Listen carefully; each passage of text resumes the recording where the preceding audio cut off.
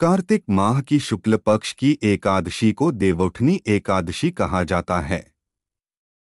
इसे देवोत्थान एकादशी, देवोत्थानी ग्यारस, प्रबोधिनी एकादशी आदि नामों से भी जाना जाता है। तो जय श्री राम दोस्तों, मेरा नाम है नरेंद्र सिंह और आप देखना शुरू कर चुके हैं देवलोक ज्ञान। तो चलिए देवोत्थानी एकादशी व्रत की कथा आपको बताते हैं। एक राजा के राज्य में सभी लोग एकादशी का व्रत रखते थे। प्रजा तथा नौकर चाकरों से लेकर पशुओं तक को एकादशी के दिन अन्न नहीं दिया जाता था। एक दिन किसी दूसरे राज्य का एक व्यक्ति राजा के पास आकर बोला, महाराज, कृपा करके मुझे नौकरी पर रख लें। तब राजा ने उसके सामने एक शर्त रखी कि ठीक है, रख लेते हैं, किंतु रोज तो तुम्हें खाने को सब कुछ मिलेगा, पर एकादशी को अन्न नहीं मिलेगा। उस व्यक्ति ने उस समय हाँ कर ली, पर एकादशी के दिन जब उसे फलाहार का सामान दिया गया तो वह राजा के सामने जाकर गिड़गिड़ाने लगा, महाराज, इससे मेरा पेट नहीं भरेगा, मैं भूखा ही मर जाऊंगा, मुझे पकाने के लिए अन्न दे। राजा ने उसे शर्त की बात याद दिलाई, पर वह अन्न छोड़ने को राजी नहीं हुआ। तब राजा ने उसे आटा, दाल, चावल आदि दिए। वह नित्य की तरह नदी पर पहुंचा और स्नान कर भोजन पकाने लगा। जब भोजन बन गया तो वह भगवान को बुलाने लगा, आओ भगवान, भोजन तैयार है। बुलाने पर पीतांबर धारण किए भगवान चतुर्भुज रूप में आ पहुँचे तथा प्रेम से उसके साथ भोजन करने लगे। भोजनादि करके भगवान अंतर्धान हो गए तथा वह अपने काम पर चला गया। 15 दिन बाद अगली एकादशी को वह राजा से कहने लगा कि महाराज, मुझे दुगुना सामान दीजिए। उस दिन तो मैं भूखा ही रह गया।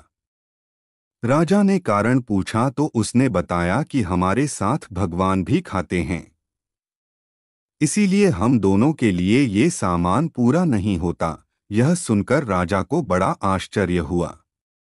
वह बोला, मैं नहीं मान सकता कि भगवान तुम्हारे साथ खाते हैं। मैं तो इतना व्रत रखता हूँ, पूजा करता हूँ, पर भगवान ने मुझे कभी दर्शन नहीं दिए।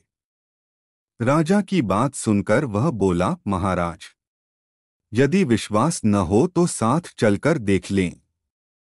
राजा एक पेड़ के पीछे छिपकर बैठ गया। उस व्यक्ति ने भोजन बनाया तथा भगवान को शाम तक पुकारता रहा, परंतु भगवान न आए।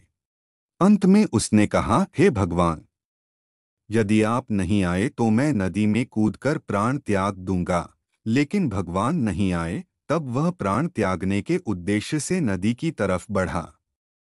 प्राण त्यागने का उसका दृढ़ इरादा जान शीघ्र ही भगवान ने प्रकट होकर उसे रोक लिया और साथ बैठकर भोजन करने लगे। खा पी कर वे उसे अपने विमान में बिठाकर अपने धाम ले गए।